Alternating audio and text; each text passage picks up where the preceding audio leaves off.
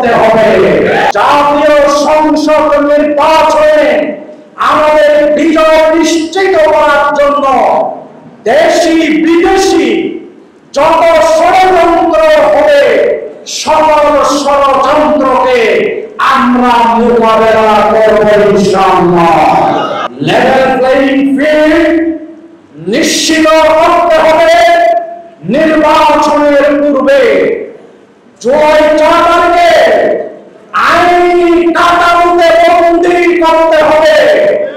Peer পদ্ধতিতে নির্বাচন দিয়ে কালো টাকা ছড়ানোর, সন্ত্রাস ছড়ানোর পথ বন্ধ করতে হবে। আজকের এই সম্মেলন থেকে আমরা এই দাবি পুনর্ব্যক্ত করছি। অন্তর্বর্তীকালীন সরকারের প্রধান তিনি একজন ইন্টারন্যাশনাল পার্সোনালিটি, তার সারা দুনিয়ার সাথে কানেক্টিভিটি আছে।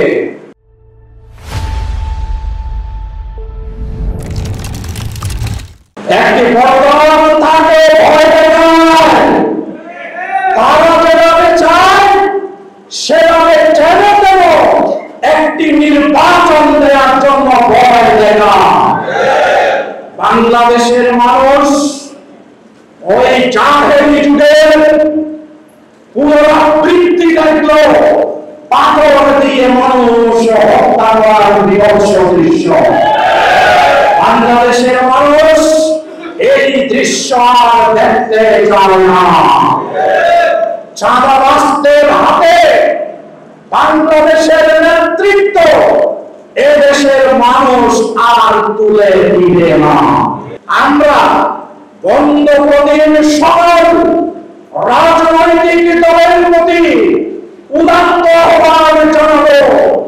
দলের স্বার্থ নয়, ব্যক্তির স্বার্থ নয়, বাংলাদেশের স্বার্থকে প্রাধান্য দিয়ে জাতীয় ঐক্যের মধ্য দিয়ে এই বাংলাদেশকে সকল ষড়যন্ত্র থেকে রক্ষা করে বিশ্ব দরবারে মাথা উঁচু করে দাঁড়াবার যে অপরচুনিটি তৈরি হয়েছে সেটাকে সকলেই কাজে লাগান আন্তরিকভাবে।